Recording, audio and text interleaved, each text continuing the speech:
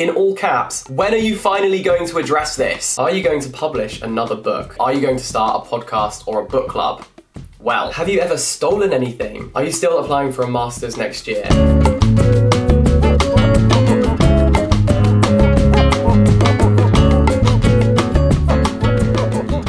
Hello everyone and welcome back to my YouTube channel. My name is Jack Edwards. I'm wearing a funky jumper.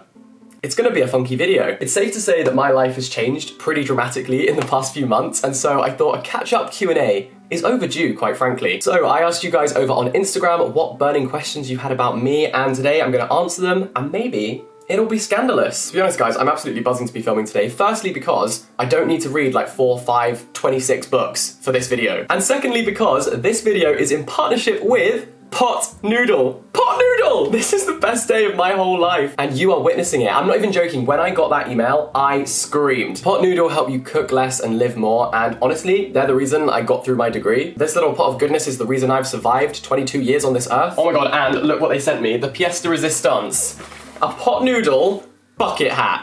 This is the best thing ever. I love it. I am going to be accessorizing every outfit with this bucket hat for the rest of time. And I know what you're gonna say, but Jack, that doesn't go with every outfit. Well, there's where you're wrong. Because it's reversible, baby. That's right. Haven't you ever wanted to look like the inside of a pot noodle? Because I sure have. So yeah, this is now my primary source of serotonin. And let's get on to the first question. Okay, first question is, do you ever feel like an adult? No. I mean, does this answer your question? You know the film 13 Going on 30, where she just randomly wakes up in an adult's body and has to just do adult things? That's how I feel every day. And you know what stresses me out? The fact that I'm turning 23 in October, which means that in 2 years' time, I will be in the X Factor over 25s category. The overs! I mean, I probably won't be applying to the X Factor anytime soon since I am tone deaf, but that's just a lot to think about. That actually triggers an existential crisis. So let's go on to the next question. How did you get into presenting work? Oh, that's interesting. I think I've always loved the idea of presenting. I mean, I can't sing, I can't dance, and I can't act. So at that point, it's just process of elimination, really. Actually, when I was a kid, I sent Holly Willoughby a letter asking her for presenting tips, and I think she sent back a signed photo or something, but there we go, always had that ambition. So I've been so fortunate and had the opportunity to present for BBC Radio, BBC Three, BBC Bite Size, and also I did some presenting work for TikTok, but like behind the scenes stuff that they send to businesses. And for all of those things, I was scouted because of my YouTube channel, and I feel unbelievably lucky. I feel like the luckiest person in the whole world that I got to have those opportunities and that people found my YouTube channel and believed in me. But also, I guess you kind of have to increase your surface area to be lucky. I think it's all about putting yourself out there, making a platform for yourself, and the opportunities will come, and you never know who's watching and who might be paying attention. This whole thing actually started for me because I wrote to my local paper asking if I could write a column for them, and they said no, absolutely not. So then I just decided to start my own platform, so I made my blog, which turned into my YouTube channel, and now here we are, mental. And I think more and more presenters will be scouted on social media and YouTube because this is the perfect way to practice, to hone your craft and to get comfortable on camera. But I just love being on set so much. It's the best thing ever because there's like the microphone guy who knows everything there is to know about microphones, and then the camera woman who knows everything there is to know about cameras. And I feel like I just spend the whole day asking everyone questions and learning about the thing that they love so much. And speaking of questions, let's move on to the next one. Okay, so someone just said, can you explain your current job? Yeah, so I am a researcher for a book. I basically find empirical evidence and case studies for non-fiction books, and it takes me down the weirdest, like nichest paths. The other day I spent 3 hours researching the 2012 Korean Paralympic team and their training regime. So if any of you ever end up on Who Wants to Be a Millionaire and you need to phone a friend, I will be your friend. Okay, so similar question. What work did you do before your current job? Okay, so my first job was working in a factory after school. And basically, you know the little plastic tap on colostomy bags? Maybe you don't. I mean, hopefully you don't. It's just a little tap, but basically they're made with a plastic mold. And so what I would do is I would sit and break off the mold and then put them into 2 different boxes. And we had to count 100 taps per bag and then 10 bags per box. And then we would seal up the box and they would be sent off to NHS hospitals. I then worked in retail. I used to work in Topshop, Topman, RIP. I honestly used to love that job, except for the time when someone threw a shoe at me because we didn't have their size in a t-shirt. What the hell? Also, you know how clothes have like security tags on and the staff in the shop take them off for you so you can leave? So once you take off the security tag, there's a hole in the desk which you put them in, and there's a box underneath that collects them, and I replaced the box with a bowl of popcorn. So I'd put the tags in the box elsewhere, and then I could reach into the little hole and pull out some popcorn and snack on the job. Genius. Unless my old boss is watching, in which case, I never did that. Okay, while we're on that note, a lot of people have asked about like work experience and internships. So I interned twice at a PR and marketing company where basically I would write press releases for newspapers. So I wrote articles for Kew Gardens, for Reigate's Strongest Man competition. Every day was different and it was really good fun. So that was a few years ago, but then in October I started volunteering as the head of social media for a charity. Oh, and I was a librarian for 3 years. I really am a parody of myself sometimes, huh? Oh, and I also interned as a celebrity PA while I was looking for a job, so that it kind of was like filling the gap in my CV. So yeah, I think it's about doing work experience and internships in relevant industries that could lead you to a potential career. And I know so many people who ended up getting jobs out of internships or work experience that they did. For me, I was trying to get lots of experience in different ways of marketing because I'd love to one day work in marketing in the publishing industry. And actually, this is where Pot Noodle could help you out. So Pot Noodle wants to help you stir up your future and land your dream internship. The work they're doing is awesome, and so far Pot Noodle have helped 40 students secure internships in alternative industries. Where's my bucket hat? In 2021, they want to help students find a place on one of 100 internships that they have on offer. And you can find roles in careers like gaming, television, film, and music. And what I've realized is that there are just so many different jobs that you can do in alternative industries that you may not have even considered yet. Like, I love publishing because it's so diverse. You could be in marketing, you could be in PR, you could be in design, you could be in copywriting, even finance, but within books specifically. So because career fairs in the last year have been disrupted by the old Pandemi Lovato, Pot Noodle are once again saving the day by providing an alternative careers fair online, which you can access by scanning this barcode. How 2021 is that? So all you need is your phone to explore the virtual careers fair in virtual reality. And hopefully you can find your dream internship while I eat my dream pot noodle. Okay, so this truly feels like we're living in 3021, but oh my god. This is nuts. We have a careers fair in my bedroom. Oh, hey dude, how are you doing? Wait, what? Oh my gosh, this is so fun. So this dude is just standing over by my laundry basket and we can tap to apply. Definitely go and check this out. Okay, so many people are asking me, are you going to start a podcast or a book club? Well, I'm sort of hoping to merge the two in a sort of book club podcast cocktail. I just think how cool would it be to interview authors and celebrities and just nerd out about books. I've been joining lots of different book clubs to work out what I like, what I don't like, what I want to do with mine. But yeah, just like my summer body, it's very much a work in progress, but watch this space. Maybe don't watch this space for the summer body, like, we don't talk about her. What do you miss most about uni? Student finance England. No, I'm kidding. I miss the people. I miss being in that bubble of ambitious young people all just trying to work hard and have as much fun as humanly possible. I miss having ratatouille dinner parties on a Wednesday night where we all dressed up as a different character from the hit motion picture Ratatouille. I was Skinner, by the way.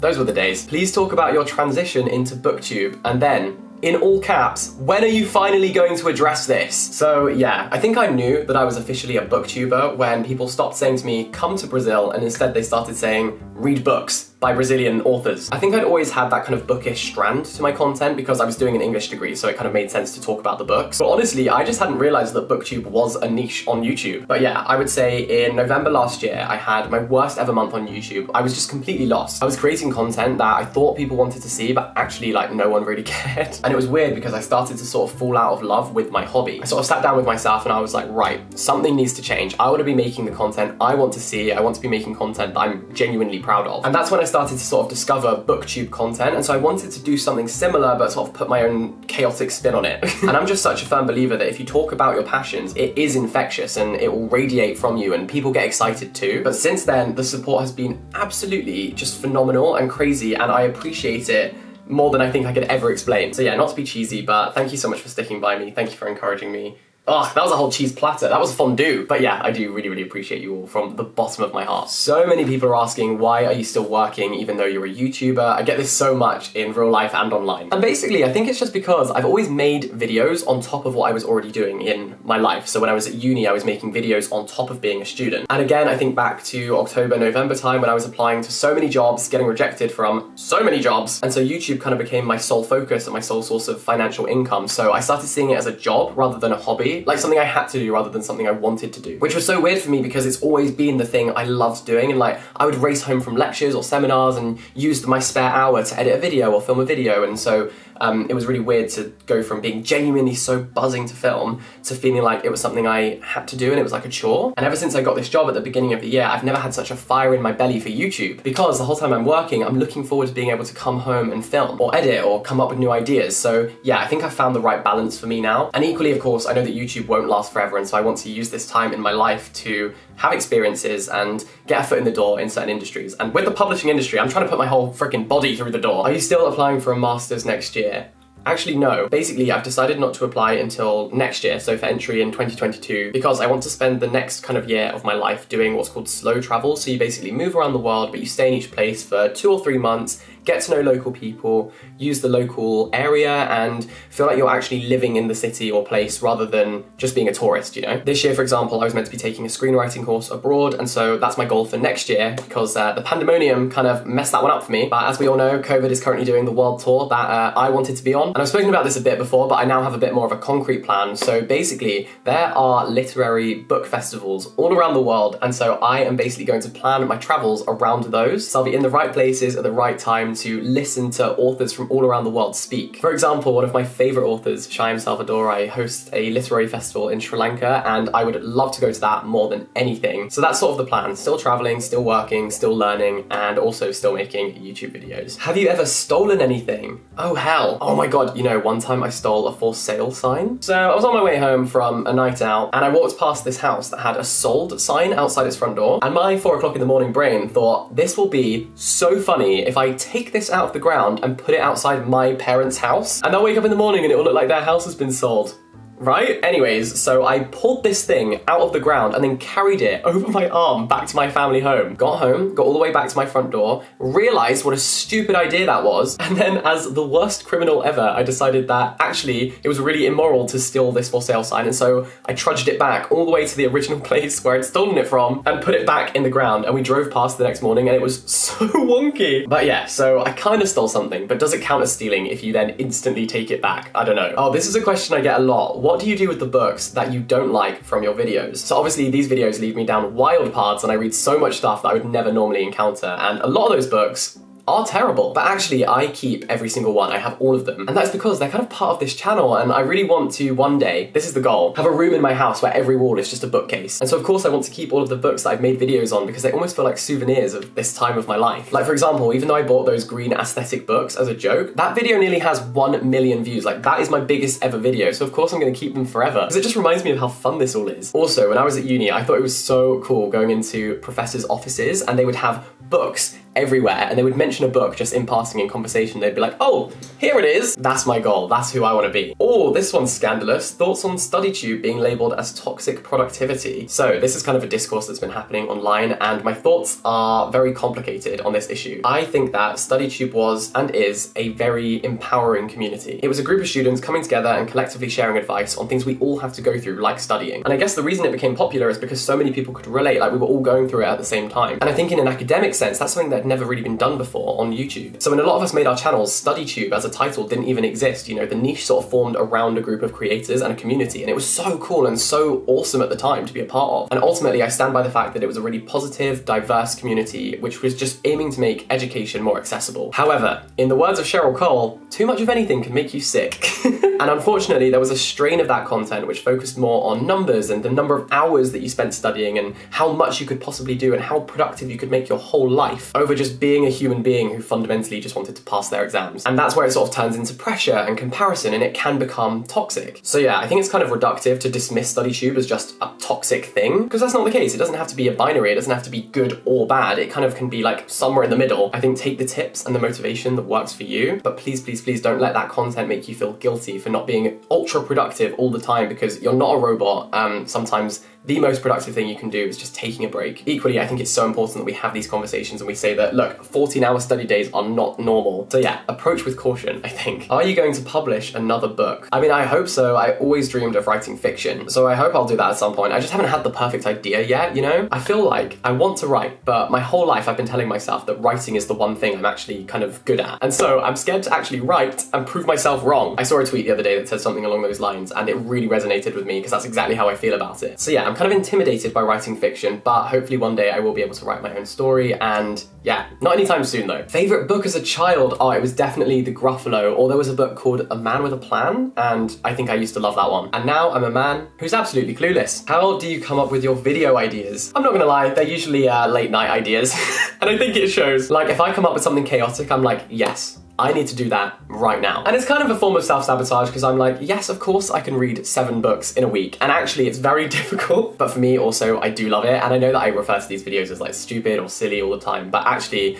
I am a perfectionist with them and I work really, really hard on each video to try and make it as good as it possibly can be. Maybe I take too much pride in it, but yeah, I love making these videos. What is living in London like? Oh my God, I love it. I feel like it was a little bit miserable when we were in lockdown and it was grey and dark all the time. That I didn't enjoy so much, but now that it's spring and the sun is coming out and everything is reopening, it just feels like London again. So yeah, I just feel so happy here. And last question, we'll go out with a bang, and that question is, what's your favourite juice? And the answer is mango. And it will always be mango. So that is everything. Thank you so much for watching this video. Thank you so much to Pot Noodle for working with me. I absolutely love you. I am a Pot Noodle super fan. Genuinely, this is a dream come true. And the link to Pot Noodle's initiative promoting alternative career internships is down below. Also, if you want to get involved in my next video like this, you can head over to my Instagram where I ask for these questions. And also, I'm actually doing a giveaway because I just hit 100K. So you can go and win one of my favorite ever books. Thank you so much for watching. Have a wonderful day. I love you all loads and I will see you next time. Bye-bye.